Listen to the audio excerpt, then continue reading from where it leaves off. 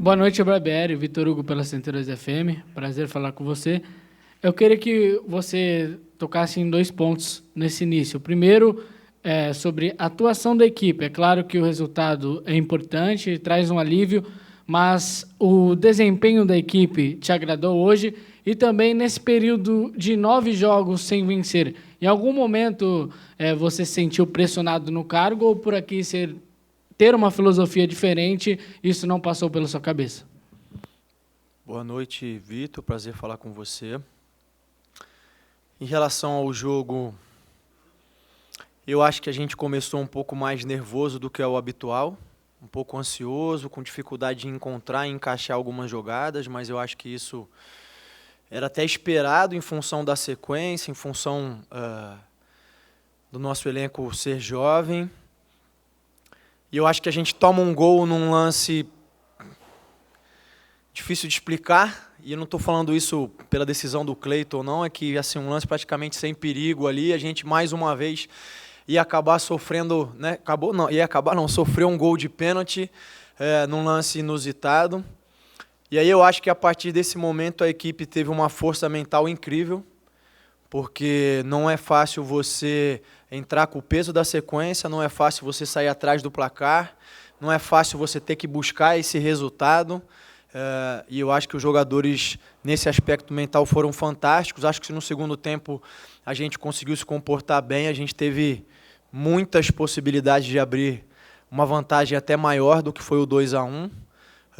Talvez a ansiedade tenha atrapalhado um pouquinho também, porque foram situações muito claras. E depois a gente terminou defendendo, determinado, sendo comprometido, brigando por todas as bolas, se entregando até o final. E eu acho que, diante de tudo isso, de todo esse contexto, é um rendimento que me deixa muito satisfeito, principalmente pelo aspecto da força mental que o grupo apresentou. E o segundo ponto, em relação à sequência, os jogos, a minha posição, eu já estou fazendo isso há algum tempo e eu sei que o treinador acaba sempre sendo o rosto que o torcedor vê, acaba sendo a figura que tem que vir dar as explicações, ainda que muitas vezes tenham questões que nem passam por mim. Então tem hora que eu tenho que falar sobre departamento médico, sobre contratação, sobre... Então eu acabo sendo esse rosto, né? E é natural que a pressão venha recair sobre mim. A gente já sabe como funciona muito as coisas, como o clube funciona, então eu nunca me senti com falta de respaldo ou com falta de confiança do clube, em nenhum momento me senti assim. Mas eu procuro encarar todo o jogo como uma oportunidade de fazer melhor. A minha maior preocupação nessa sequência era em como eu ia resgatar os jogadores, como eu ia tentar motivá-los, como eu ia tentar mantê-los acreditando em tudo aquilo que a gente vem fazendo, com os resultados não vindo. Então, meu foco não estava no Maurício, mas sim no grupo, no coletivo. Fico muito feliz, aliviado e satisfeito com a vitória. Maurício, boa noite. Prazer ouvi-lo mais uma vez. E eu acho que você acabou de dizer a palavra correta que todo mundo hoje que esteve no estádio, aliviado. Porque esse peso dos resultados não virem, isso aí incomoda vocês lá dentro, o torcedor, a imprensa, enfim, incomoda todo mundo. Hoje, você também falou do lance do gol do Cleiton ali, e são lances que, às vezes, a gente percebe que acontece com times onde nada dá certo. Então, de repente, passa o filme, nossa, de novo, será que vai acontecer tudo de novo? Aí vem o gol do Popó a 49 minutos. Como é que foi a sua conversa com o grupo no intervalo? Porque você falou que o emocional deles foi muito bom no segundo tempo. E a tua parte nesse intervalo? Porque você estava praticamente com o jogo perdido no primeiro tempo. Aí vem esse gol de empate. Como é que foi essa conversa? Porque o segundo tempo seu time teve realmente até uma outra postura dentro das quatro linhas.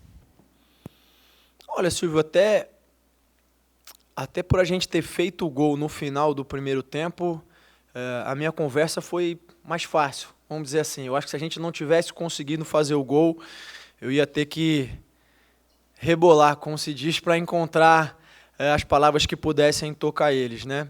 Eu acho que foi importante a gente tomar o gol e conseguir manter uma tranquilidade e uma calma. Eu acho que se a gente pode reclamar em alguns outros jogos de que a sorte está virando as costas para a gente não pode esquecer que hoje o Davidson teve um cara a cara para fazer o 2-0. Então, num outro erro nosso, e o Cleiton pegou, e isso nos ajudou bastante. E a partir do momento que a gente faz o gol com 49, o ânimo, na hora que entra no vestiário, já é outro ânimo. Já é um ânimo de, é isso, dá, vamos buscar, vamos fazer as coisas acontecerem. Então, meu trabalho foi tentar ajustar, tentar corrigir o posicionamento, tentar pedir mais uma vez para a gente conseguir ter calma e tranquilidade, que a gente tinha a condição, se acelerasse um pouco a bola, de criar mais chances de fazer os gols. E eu acho que eles compreenderam isso bem. Eu acho que a gente, volto a dizer, fez um segundo gol e teve outras possibilidades, teve inúmeras chances. Então, fico feliz. Boa noite, Barbieri. A partida de hoje, o seu time teve um pouco menos de posse de bola que o Cuiabá, até criou mais chances, mas era uma estratégia atacar mais rápido, acionar mais velocidade, principalmente no Cuiabá, quando ele subia um pouco mais, era uma estratégia. E o Popó jogou o primeiro jogo como titular, marcou um gol, depois acabou perdendo uma outra chance de fazer um segundo. Queria que você falasse sobre a atuação dele. Não, a estratégia era que a gente pudesse manter a nossa identidade, ser uma equipe que agride bastante, que gera bastante volume sempre, um bom número de finalizações. A gente teve uma dificuldade que às vezes não, com certeza passa despercebido para vocês, mas o Cuiabá vinha jogando todos os últimos jogos com 3 zagueiros e uma linha de 5 lá atrás.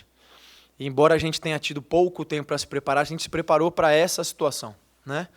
E é uma situação em que os espaços mudam de lugar, né? Eles sempre existem, mas eram outros espaços que a gente trabalhou na preleção para explorar e tudo mais. E aí, quando vem a relação, a gente viu que era 2 zagueiros, aí eu tenho uma conversa com eles, mas não adianta eu querer passar 2 dias de informação que eu passei trabalhando em 5 minutos. Então é uma situação que a gente está um pouco mais habituado até de enfrentar uma equipe com uma linha de 4 e tal, eles procuraram preencher um pouco mais o meio campo com mais de um volante. A gente tentou ajustar, eu acho que a ansiedade aliada a essa mudança talvez tenha feito com que a gente encontrasse um pouco de dificuldade, mas depois a gente conseguiu encontrar o caminho. Volto a dizer, acho que mais importante, ou o fator primordial hoje, foi a força mental que eles mostraram. No lance do primeiro gol, o Aderlan pega a bola, o Aderlan bate rápido, o Aderlan recebe a bola, o Aderlan corta para dentro, bate no gol e a bola sobra. Então, assim, estão todos de parabéns, mas eu acho que a partida que o Aderlan fez, a atitude, a demonstração que ele deu de determinação, de vontade de querer dar a volta por cima, foi excepcional e foi fantástica, ainda que eu esteja chateado, porque ele não vai estar no próximo jogo pelo 3º cartão, mas essa é uma dificuldade para pensar amanhã. Sobre o Popó, eu fico feliz com a atuação dele. Volto a repetir, é um menino, é um garoto excepcional, trabalhador, humilde, busca o espaço dele. Eu venho tentando colocar ele dentro daquilo que eu acho que ele pode suportar em relação a minutos de jogo, em relação a entendimento. Tem muitos mecanismos que a gente já trabalhou e já trabalha há algum tempo, e eu não posso jogar um caminhão de informação para ele. Então, em alguns momentos ainda tem dificuldade de posicionamento, em algumas coisas de leitura, mas ele tem essa relação diferente com o gol, que às vezes ela sobra para ele ali, já sobrou contra o Inter, né? E ele acabou perdendo aquela oportunidade. Eu posso falar tranquilo porque o Popó perdeu e o Ronaldo já perdeu o gol, o Messi já perdeu o gol, perde quem tem ali, né? Então, eu não fiz uma avaliação negativa e conclusiva de quando ele teve a oportunidade de ajudar a gente a fazer, eu também não posso botar ele no céu nesse momento. Eu acho que ele ainda está nesse processo de desenvolvimento, fico muito feliz que ele tenha entrado, que ele tenha ajudado, que ele consiga seguir nesse caminho, mas todos nós precisamos agora, depois dessa vitória, que era tão desejada e esperada, a partir de amanhã voltar a botar os pés no chão, porque mais do que uma vitória, a gente precisa de uma sequência de bons resultados e de vitórias para a gente poder subir mais ainda na tabela. Boa noite, Barbieri. Hoje a gente viu um jogo bem equilibrado, né, com relação às estatísticas, finalizações, a posse de bola em si. Como que você preparou o time para o jogo contra o Cuiabá naquela situação também de brigar para sair da zona de rebaixamento, agora a diferença deles pioraram com relação ao Coritiba. Como que foi esse pré-jogo para passar toda essa informação e o comportamento que o Cuiabá teve, principalmente no segundo tempo? Qual que foi a mudança aí para o Bragantino conseguir a vitória hoje? Eu tinha até falado, se eu não me engano, na última oportunidade, depois do jogo contra o Flamengo, que esses jogos são difíceis pela tensão que eles envolvem, né? Se vocês forem resgatar da memória aí, em muitos momentos até os jogadores do Cuiabá estavam brigando entre eles. teve uma discussão ali do Daverson com o André Luiz. Eu estou de longe, mas para mim ele teria que ser expulso, porque para mim ele agrediu o André. Mas enfim, não quero entrar nesse detalhe agora, é só para exemplificar a questão da tensão do jogo. Então a gente sabia que ia ser um jogo difícil, um jogo tenso, né? Eu esperava eles, como disse, com uma linha de 5, um pouquinho mais conservador, que era como eles vinham atuando. Eu acho que eles fortaleceram o meio e tentaram pressionar um pouco mais a gente. Isso fez com que tivesse muita troca de posse, a gente muitas vezes não conseguia encontrar o espaço, acabava transferindo a bola, eles também, porque a gente também pressiona muito. Eu acho que o jogo acabou sendo equilibrado em relação a posse, número de passe, até um número de finalizações, mas em relação às chances efetivas de gol, eu acho que a gente teve muito mais do que eles, mais claras. Teve a do Popó no segundo tempo, teve uma que o Carlos rolou atrás para o Arthur, teve a bola na trave do Carlos, teve uma que cruzou, que o Sorriso acho que furou também. Então eu acho que a gente conseguiu, dentro desse cenário de disputa, de equilíbrio, ter as melhores chances, né? Então eu acho que nós fizemos um bom jogo. Barbieri, boa noite, Eberson. Não sei se você teve tempo devido ao espaço curto. Ontem nós entrevistamos aqui o Thiago Escuro, presidente do clube, e ele falou um pouco sobre esse processo, principalmente dos 2 meses sem vitória. E inclusive, frisou ontem que esse elenco, você e a sua comissão técnica, mereciam um voto de confiança e que os resultados precisariam vir. E disse também que, nesse período todo, é importante sempre deixar claro e dividir as responsabilidades entre diretoria, entre comissão técnica e entre elenco, que se faz necessário cada um saber aonde precisa melhorar. Eu queria que você falasse sobre o que disse o Thiago ontem, desse voto de confiança, e se nesse período mais complicado, você fez algum trabalho específico com os atletas, tem algo de diferente que você possa contar para a gente, que de repente você entendeu que se fazia necessário para trabalhar para chegar à vitória como hoje? Bom, boa noite. Eu acho que o Thiago se colocou muito bem, e aí, porque é o caminho que eu acredito, eu volto a dizer aquilo que eu falei no início, eu sou o rosto que vem aqui. Então, eu sou o vidro que vai tomar todas as pedradas, né? Mas a gente sabe que eu não sou o único responsável nas vitórias nem nas derrotas, né? Existe responsabilidade de todos nós, envolve, claro, as decisões que eu tomo, as escolhas que eu faço, mas envolve também os jogadores, a qualidade deles, enfim, o quanto eles se dedicam, o quanto eles são compromissados, envolve o clube nas decisões que toma, estamos todos nós envolvidos. Eu acho que a gente tem bastante clareza disso no dia a dia, então eu acho que ele reforçou esse que era um sentimento que eu tinha.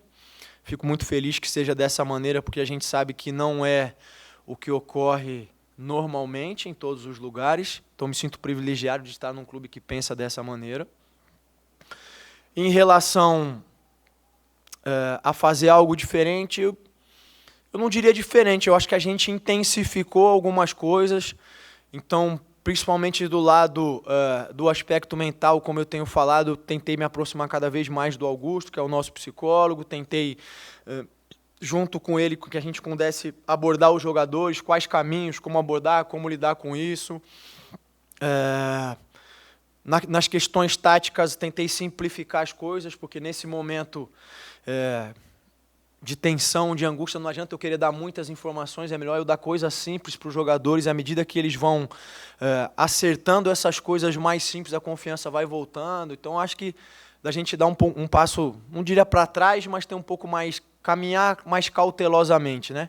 Foi isso que a gente procurou fazer e procurei reforçar aquilo que é o meu entendimento, que nesses 9 jogos sem vitórias, nós não perdemos os 9, nós tivemos bom rendimento na maioria deles, embora o resultado não tenha vindo, e que a gente precisava se manter fiel a essa proposta de ter bons rendimentos, que o resultado ia acontecer. Eu acho que a gente conseguiu ter hoje, e volto a dizer, eu acho que é uma sensação muito boa, gratificante, de alívio, mas que amanhã a gente tem que botar os pés no chão e trabalhar já avisando o Curitiba para tentar outro bom resultado. Barbieri, até quando você tem uma fase como essa que o time teve, que num passado não muito distante aconteceu também, só que no meio tínhamos Libertadores da América e Copa do Brasil. E agora foi a sequência mais longa sem o resultado positivo dentro do Brasileiro. Como você falou, dos 9 foram 5 empates. Então, de repente, no campeonato, eu costumo analisar que campeonato de 3 pontos, o empate não lhe tira muito do lugar, você fica patinando. Só que quando vem uma vitória, você soma com esses pontos que ficaram para trás e acaba tendo um número até certo ponto positivo. Eu também afirmava que, dentro dos resultados e dentro da dificuldade de tabela e do momento do time, o campeonato para o Bragantino começaria hoje. Contra o Cuiabá seria uma outra página, um outro campeonato. Quero saber se vocês também viam dessa forma e qual vai ser a preparação daqui para frente para os jogos finais, até porque domingo já tem o Curitiba, você já não tem o Aderlan, como você mesmo falou. Como é que vai ser essa sequência a partir de agora? Olha, Silvio, eu concordo com a sua análise, eu acho que ela faz muito sentido. Eu, muitas vezes, não me prendo tanto nessas questões, o meu foco está sempre muito mais em tentar fazer a equipe render, né? Porque eu acho que é isso que aproxima a gente das vitórias, né? Mas é claro que a gente tem que levar em consideração a pontuação e tudo mais. Eu acho que o Arthur falou, se eu não me engano, depois do jogo do Goiás, que a gente tinha 11 finais pela frente. E eu acho que é dessa maneira que a gente tem que encarar, né? Eu acho que alguns resultados foram resultados, vamos dizer assim, fora da curva. Eu posso citar o empate com o Ceará em casa, o empate com o Goiás em casa. Eu não acho e nunca vou dizer aos jogadores que é normal perder do Flamengo do Maracanã, mas é um resultado passivo de acontecer, tamanha a distância que existe e o contexto do jogo todo. Eu acho que a gente se preparou para fazer um bom jogo contra o Inter e nós fizemos um bom jogo. E naquele momento o Inter era o vice-colocado do campeonato, depois perdeu, acho que até recuperou.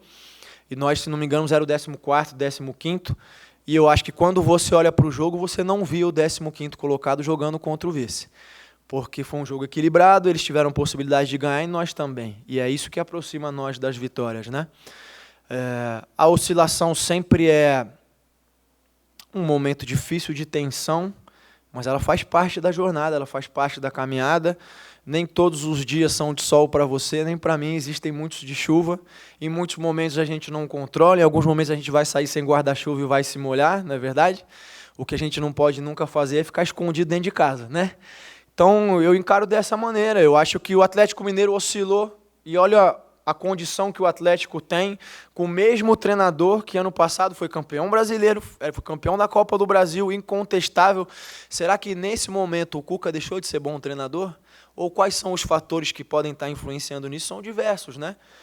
Então, é ter um pouco de calma, de serenidade. Eu sei que agora é muito mais fácil de eu falar isso. A gente teve momentos difíceis, mas eu procuro manter a calma e o controle. Eu sei que quando o torcedor vem e manifesta o desejo dele, volto a dizer, eu não entendo como pessoal a mim. Ele está transportando a insatisfação, o que ele está sentindo, para aquele rosto que é visível, né? Até porque eu coloco aí um desafio para vocês, se vocês fizerem uma enquete, vocês vão ver que o time que o torcedor vai escalar não é muito diferente desse aí, não. Não tem muita coisa, não, né? E é praticamente o elenco todo já rodou, todos tiveram oportunidade. O meu papel agora é ter calma e serenidade e não entender que um jogador não serve porque, de repente, ele entrou em um momento e não teve um bom desempenho. Preciso trabalhar para recuperar um bom desempenho dele. E preciso continuar acreditando naqueles que já apresentaram um bom desempenho, mesmo que, porventura, o momento não seja o melhor. Esse é o meu papel, manter a calma e serenidade, né? Tanto é que, para mim, eu vinha pensando nisso e é engraçado, assim, tem isso que eu falei, por exemplo, o torcedor vinha pedindo o Popó sem o Popó jogar. Mas o torcedor não estava pedindo o Popó, porque ele não conhece o Popó.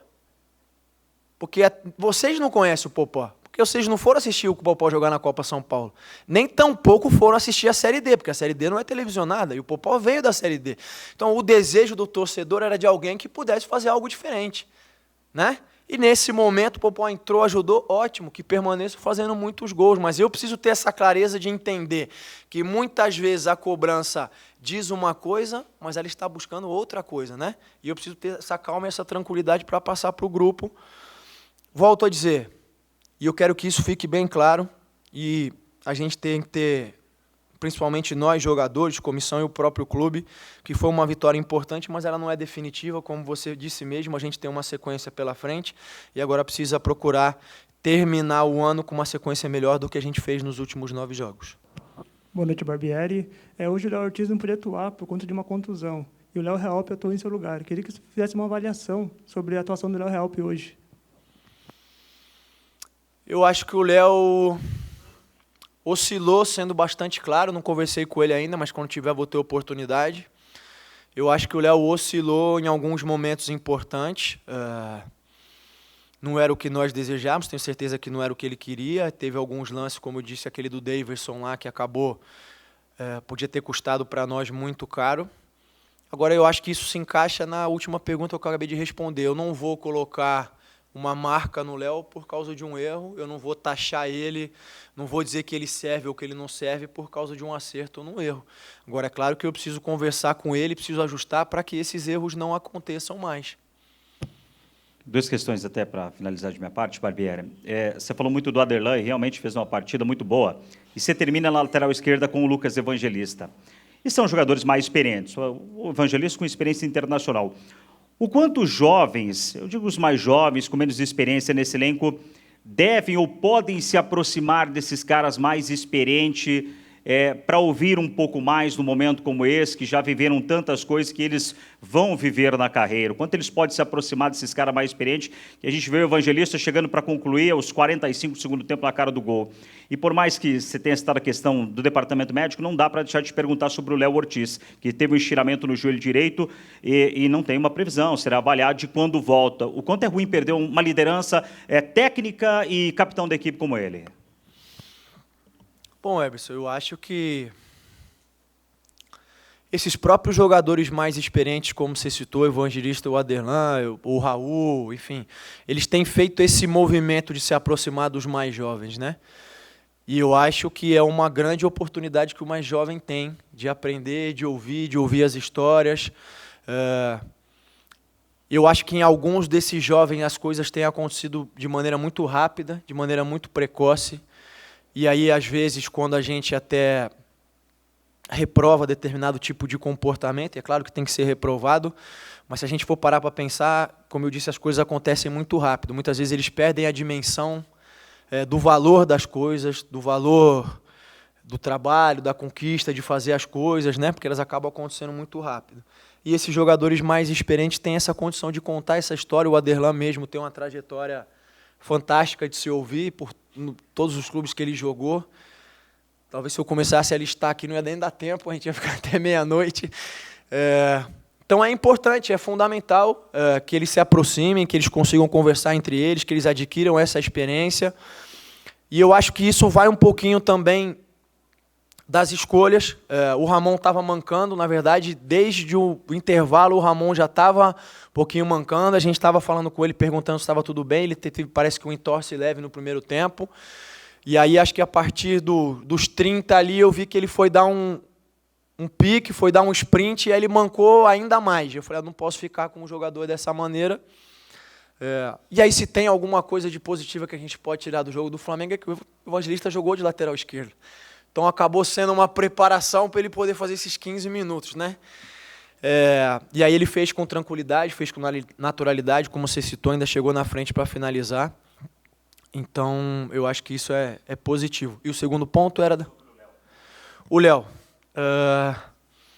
O Léo teve um trauma lá no jogo do Flamengo, tem esse diagnóstico que foi passado para vocês. A gente ainda estava vendo se ele poderia ter condição de jogo hoje, ele não conseguiu ter condição de jogo hoje. Então eu ainda vou aguardar uma avaliação do doutor, um posicionamento para saber se domingo o Léo tem condições. Até onde eu sei, neste momento, eu nem tenho sim, nem tenho não. Então vou esperar que a resposta seja a mais positiva possível. Se não for, a gente vai buscar uma solução dentro do elenco.